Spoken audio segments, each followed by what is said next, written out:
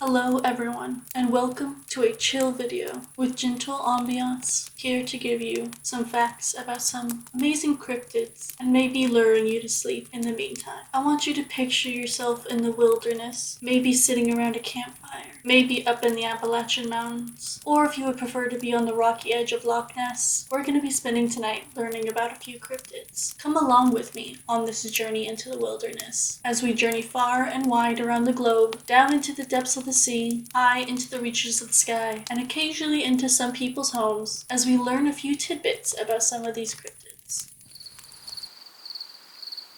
The very first place I'd like to bring you with me is a familiar setting to most people. It might not be hard to place yourself on a quiet night, maybe a little bit of fog, on a backcountry road in Elkhorn, Wisconsin. Picture yourself in either the 1980s or 90s, just quietly driving, possibly just trying to make your way home from work. Maybe you've heard a few stories about what might wander on this road, but even campfire stories can't prepare you for what you see outside your window. A large shape looms out from the fog. It stands on two legs, but has the furry body and the nuzzle of a dog. These bright glowing eyes look at you from the darkness, clearly seeing you in your vehicle. It knows you're there just as much as you know it's there. And while this time it might not attack your car, you've heard that it has before. For a fleeting second, you and the beasts of Bray Road linger in each other's gazes. You've heard stories about how fast it is, how it can leap over cars in just a single bound. You've heard about people trying to stay safe in their vehicles, and the beast leaping on top of the cars, shaking it and making loud noises. But you get away. You continue driving. The beast continues to look after you with those glowing eyes, maybe taking a step or two towards you before you lose sight of it. No one's ever been hurt by the beast of Bray Road, no matter how terrifying it might seem. And you're another one of those survivors. Will you be the next one to share your story? Will you keep this experience to yourself? How can you really be sure what you saw in the fog that night? This story isn't as dramatic as a few of the other ones you've heard. The beast of Bray Road is now sort of a local legend here in Elkhorn, Wisconsin. How exciting would it be to add to that lore? But then again, it was only for a few seconds, and maybe it wasn't as big as you thought. There are some dissenting opinions. Perhaps this was just a misidentified large dog, or people aren't used to seeing bears walking upright along the side of the road at night. Maybe you've just been under a lot of stress at work, and the other people around you that like to spread the story are helping fuel these visions. Maybe you just need to go home and go to bed. Ultimately, it's up for you to decide. Was this simply a bear, or something that can easily be explained? Or have you truly had an encounter with the beast of Bray Road?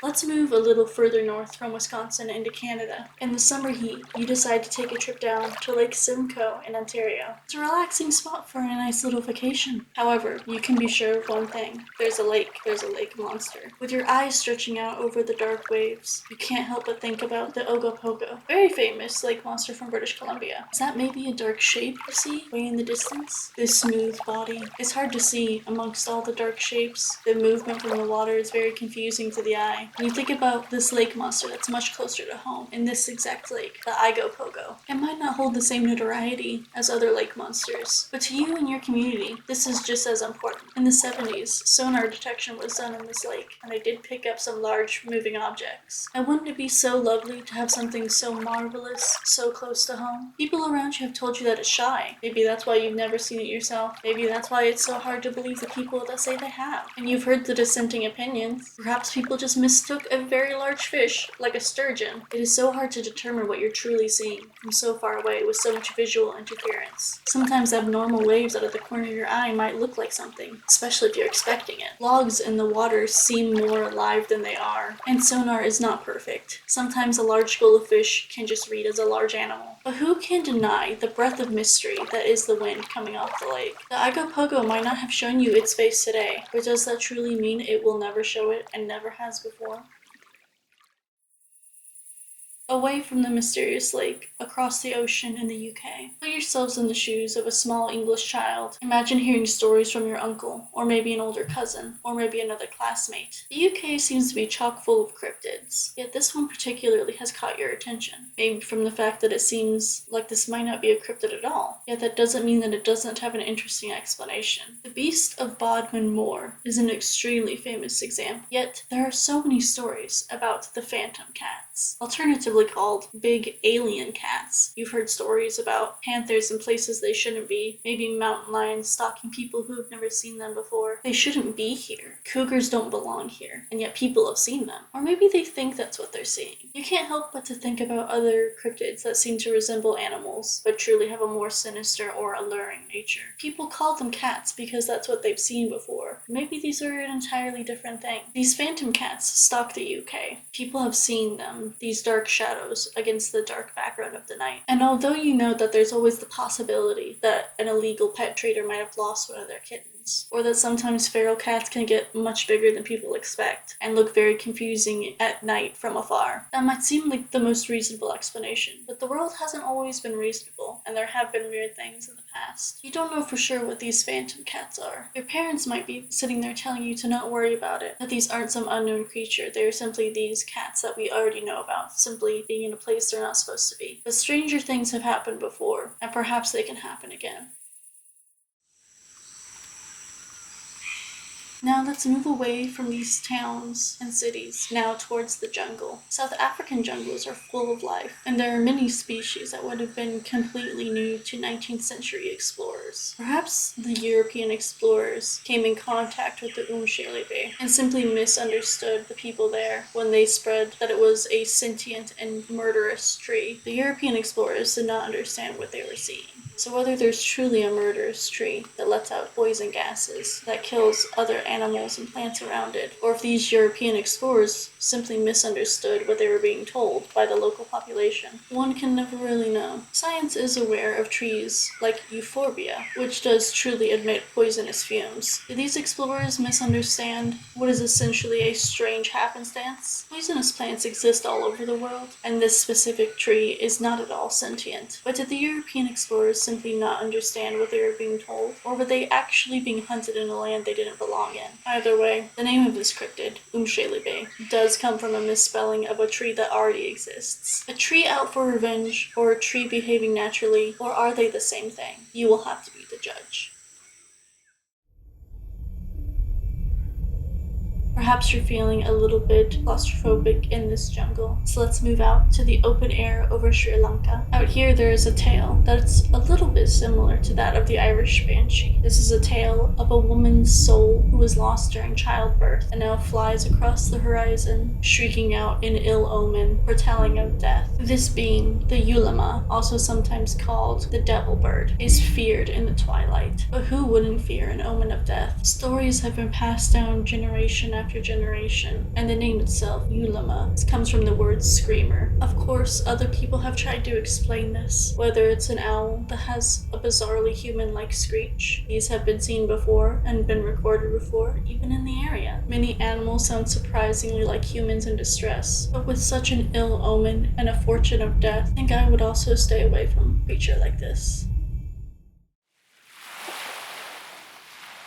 Let's now move on to a show of good fortune. The difference between cryptid and folklore sometimes get a little blurred, and we might be able to see that a little bit here. If you can place yourself on the shores of Japan, the merrymaking that can happen there, the people hard at work making a living, and the possible spirits that come up from the water. Here, a sake brewer would be very happy to see a Shōjō, long red hair and bright red faces. These spirits come out of the sea and have a very strong affinity for sake. They bring with them good fortune, and usually show up to the brewers that have the utmost skill. They love to sing and dance, making merry into the night, and you can still see representations of them today in pop culture and commercials, as well as sake brewers themselves referencing them to help bring that good fortune that the Shōjō is known for. And it does remain true that human beings themselves get very red in the face after drinking for long nights. It's unclear whether this natural depiction of humans helped the tale of the Shōjō come to life, or perhaps it is a coincidence that a spirit and a human have a very similar complexion after drinking. But since we're already on the shore, why don't we dive in completely deep into the depths of the ocean, below the waves that hide so much from us? The mysteries down there are endless. There's written records of a particular fish off the coast of Denmark. The first ever documented sighting was all the way in 1546 and has appeared through text ever since then. Imagine yourself being a sailor on a boat in the dark waters. There are so many strange creatures in the ocean as it is, and then you see something you've never seen before. You might call to your fellow sailors, point at it in the water, and though it's a sea creature you've never seen before, the shape is oddly familiar. It reminds you of back home at your church. Bishops wear a very specific hat, and that creature that you're looking at looks like it's wearing a bishop's hat. Sights like these have led to this cryptid being called either the bishop fish or the monk fish. These names are practically interchangeable, though these names can be slightly confusing, as there's an actual fish called the monkfish. This cryptid is more specified as a fish on the bottom and a human monk on the top, with much emphasis put on the hat that bishops wear, which is called a mitre. Unsurprisingly, we've seen things with a very similar shaped head before. There are some squid that have a head that is shaped very much like a mitre, and there have always been stories warning people to keep out of the oceans. Could this possibly just be sailors trying to scare a population that doesn't know anything about the ocean? Could they have seen something they just didn't recognize, like a squid, that has a logical explanation? Or did they perhaps see something even more wild? A religious figure, the bottom half of a fish, swimming in the ocean.